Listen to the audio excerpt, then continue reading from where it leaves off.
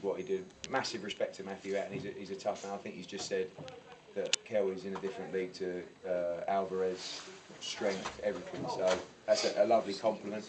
In terms of the attendance tonight, what can I say? We signed Kell Brook 8 months ago.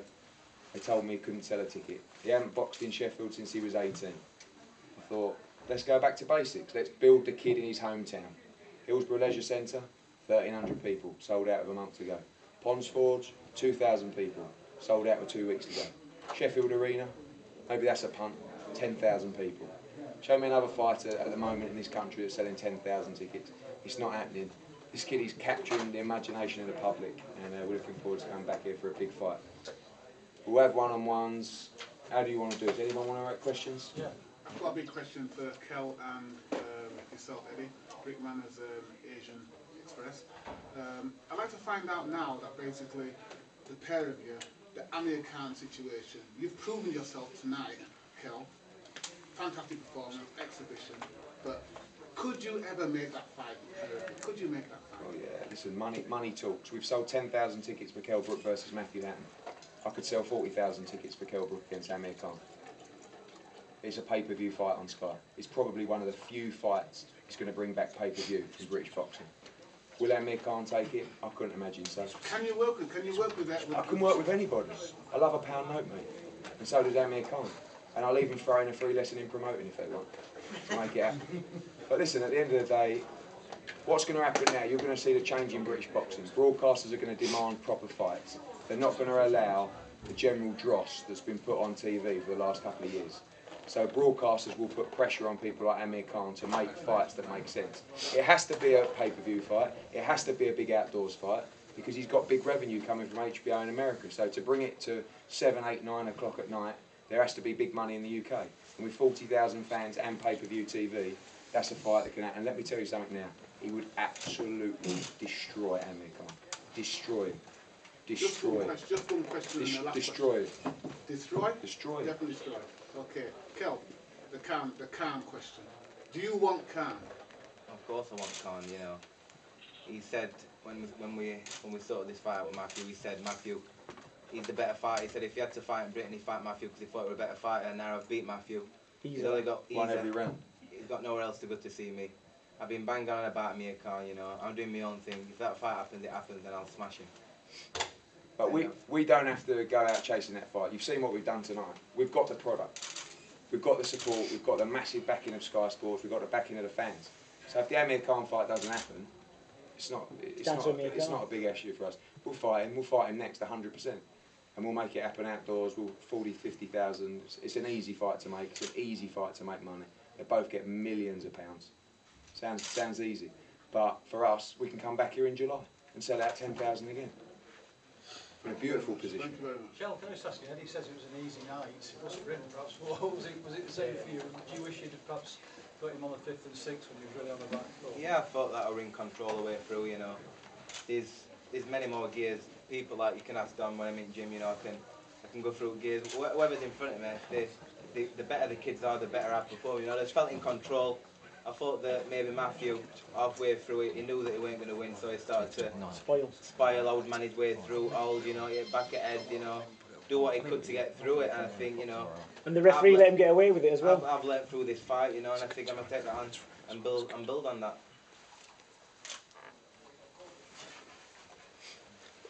Eddie, Amir Khan's unlikely to be next. What sort of opponents are you looking at for the next, as for the gradual progression? What sort of calibre or what sort of names would you be looking at for July? It's got to be a big name because the British boxing public aren't stupid, and I don't want Kell Brook to be an easy fight. So when Matthew Hatton turned out to be an easy fight, I was nervous. I didn't tell him, but you know you do worry because you know how tough he is. And when someone's got the experience of 50 fights against Kell, who's still relatively inexperienced, 26 and over, but you know. Looking at names that come into the mix, Malignaggi, Madonna would be a beautiful fight for Kell Brook. I mean, beautiful fight. He'd stop him in the middle rounds, in my opinion. Madonna's hugely overrated.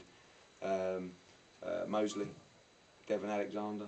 I mean, all these big name fights, but they have to be top 10 opponents. That, you know, I'm not here to con the public. I don't think they'll stand for it either, and Sky won't either. So.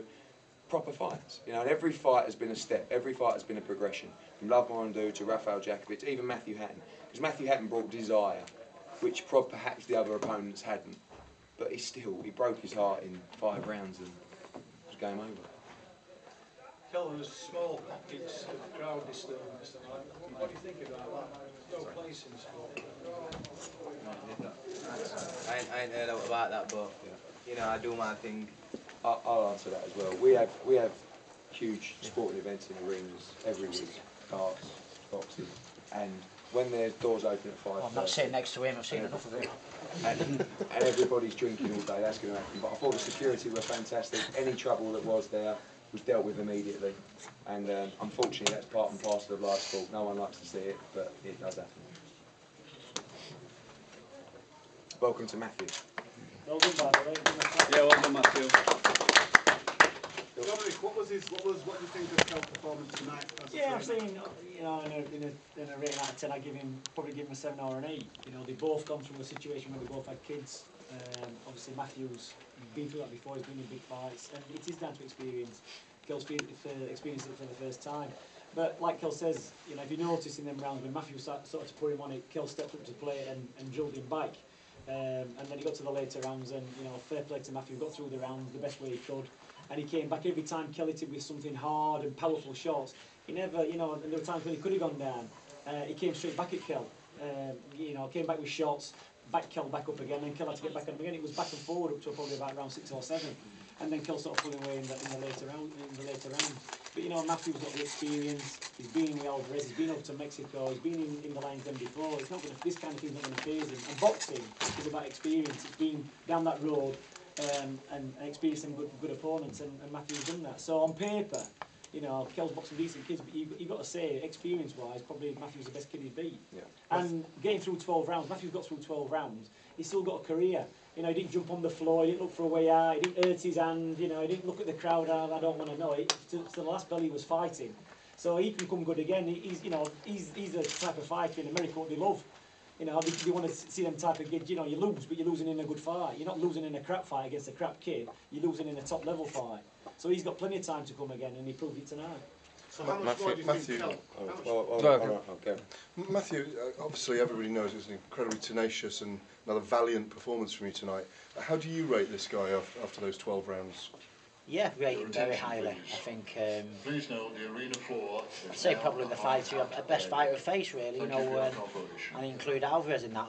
Alvarez obviously was naturally the bigger man, and that certainly, you know, wasn't the case tonight, but you know, I think Kell broke my nose in the first round, and I didn't think things would get much worse, to be honest, and I was wrong about that.